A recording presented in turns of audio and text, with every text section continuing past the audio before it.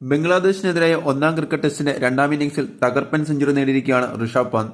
128 പന്ത് നേരിട്ട് 13 ഫോറും 4 സിക്സും ഉൾപ്പെടെ 109 റൺസ് നേടിയാണ് ഋഷഭ് പുറത്തായത്. മെഹന്തി ഹസൻ മിറാസ് റിട്ടേൺ കാച്ചിലൂടെയാണ് ഋഷഭിനെ പുറത്താക്കിയത്. കാർ അപകടത്തിൽ പരിക്കേറ്റതിനു ശേഷം വലിയ ഇടവേള എടുക്കേണ്ടി വന്ന ഋഷഭ് തിരിച്ചുവരവിൽ പഴയ മികവ് നഷ്ടമായിട്ടില്ലെന്ന് തെളിയിക്കുന്ന പ്രകടനം തന്നെയാണ് കാഴ്ചവെച്ചത്. ഒറ്റക്കൈ സിക്സർ ഉൾപ്പെടെ ആധിപത്യം കാട്ടുന്ന പ്രകടനം പുറത്തെടുക്കാൻ ഋഷഭിനായി.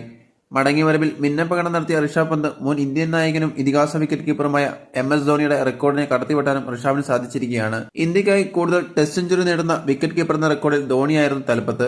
6 സെഞ്ചുറികളുമായി ഈ പട്ടികയിൽ തലപ്പത്തായിരുന്ന ധോണിക്കൊപ്പം എത്താൻ ഋഷഭ് പന്തിന് സാധിച്ചിരിക്കുകയാണ്. ധോണി 6 ടെസ്റ്റ് സെഞ്ചുറിയിലേക്ക് എത്തിയത് 144 ഇന്നിംഗ്സിൽ നിന്നാണ്. എന്നാൽ വെറും 58 ഇന്നിംഗ്സിൽ നിന്നും ഈ നേട്ടത്തിലേക്ക് എത്താൻ ഋഷഭ് പന്ത് സാധിച്ചുവെന്നതാണ് എടുത്തു പറയേണ്ടത്.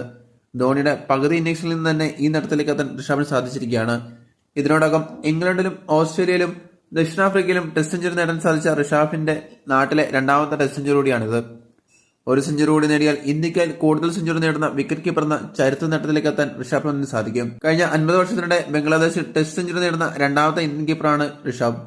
ധോണിയാണ് ഇതിനു മുമ്പ് ഇവിടെ സെഞ്ചുറി പ്രകടനം നടത്തിയത്. ഋഷഭ് പന്ത് ഇന്ത്യയുടെ ടെസ്റ്റ് ഇതിഹാസമാണെന്ന് പറഞ്ഞാലും തെറ്റാവില്ല.